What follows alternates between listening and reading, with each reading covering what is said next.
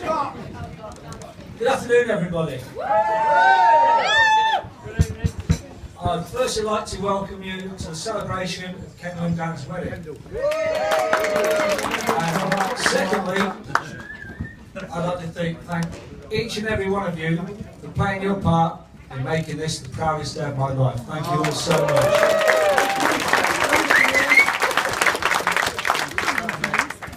You could rehearse 100 times for a wedding ceremony, but it can never prepare you for some of the moments today, for me, where time stood still.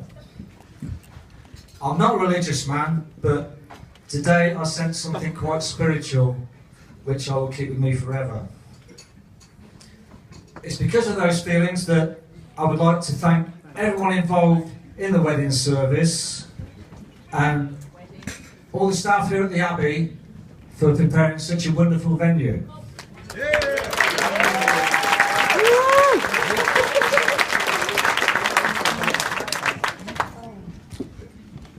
I know there are some of you here today who have travelled and may not have visited Combe before, and may not be aware of the magnificent grounds that surround the Abbey. If you do get a chance throughout the day, do have a wander. I'm sure you'll be well impressed, especially on such a beautiful day. The elegance and grandeur, the capability Brown designed gardens, well, that didn't really mean much to me and my mates when we were growing up.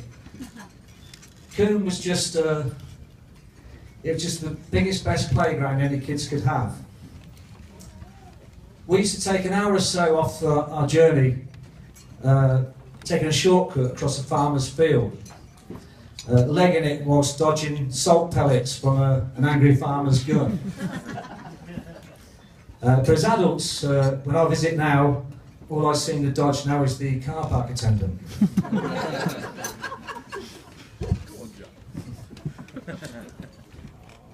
But when I heard Kendall and Dan had chosen Combe, it brought a serious lump to my throat. As well as it being my childhood playground, it became a special place for Kendall and Johnny. Johnny being Kendall's younger brother, if that remembers. Yeah, Johnny!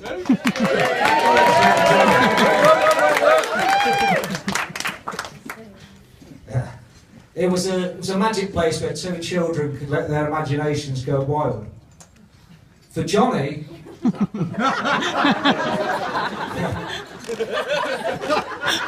out there was Middle Earth.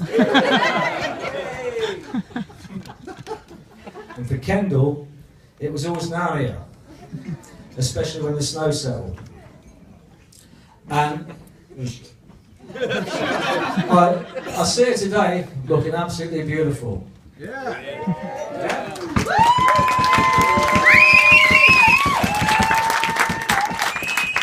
But I also remember looking beautiful in oversized wellies and covered head to toe in mud. Kendall's always made us proud on many occasions throughout her education, getting her grades and then her degree. But before this goes to her head, I'd just like to remind her of a 4-year-old little minx being dragged kicking and screaming through the school gates.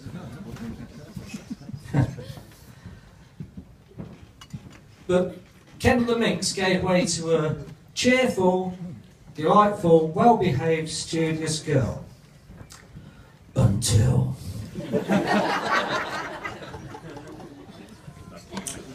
somewhere in Kendall's mid-teens, something very strange happened. The oversized wellies came back out again, and we had the hippie chick. And I looked at this hippie chick and I thought, hey man, where did that come from? But the hippie chick was closely followed by the free spirit woman. Wow. And I knew exactly where that came from.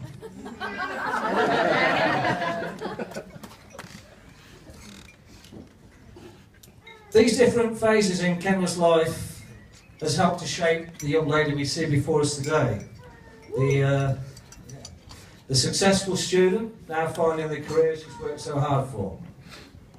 and the hippie chick, who lives a life with fun and compassion for others, and the free spirit woman that will help her make the right choices in life.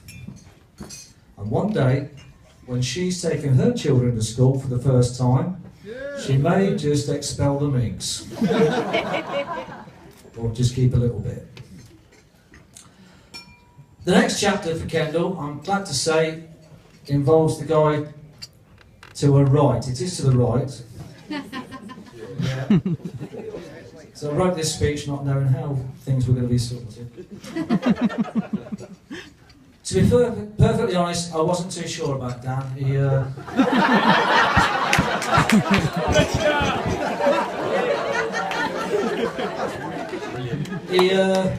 He supported Man United, which is a complete no-no.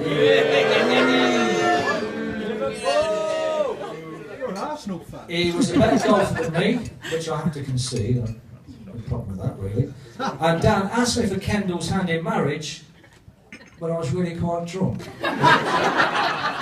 which smacked a little bit of cowardice to me. But the lad came good. He made amends by doing something I would recommend any young man do to impress a future father-in-law. Dan went out and he bought a cider press.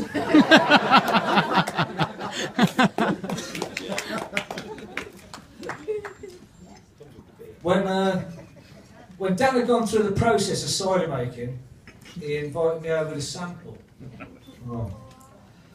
The bouquet, I thought, had a suggestion of Norwegian wood, which was quite appropriate, as an hour later I went off to sleep in the bath.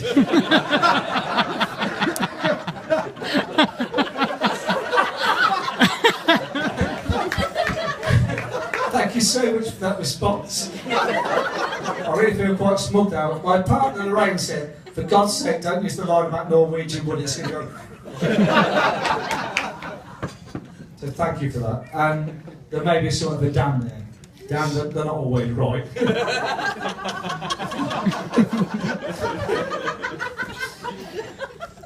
But before retiring to the bath that night, Dan, incredibly, asked me for Kendall's hand in marriage. Again. So I would just like to assure Dan that if I've been sober on any of those occasions, the answer would have been a resounding yes. And I would also like to assure Dan that it's an honour to unite our families, and I'm proud to call Dan my son-in-law, and more importantly, a good friend for life. Cheers, Dan.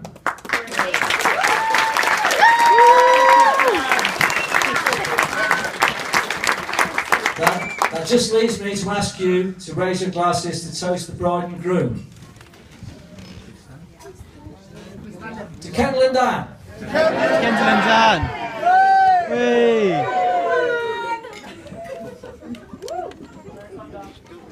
Thank you so much. Well done, Joe.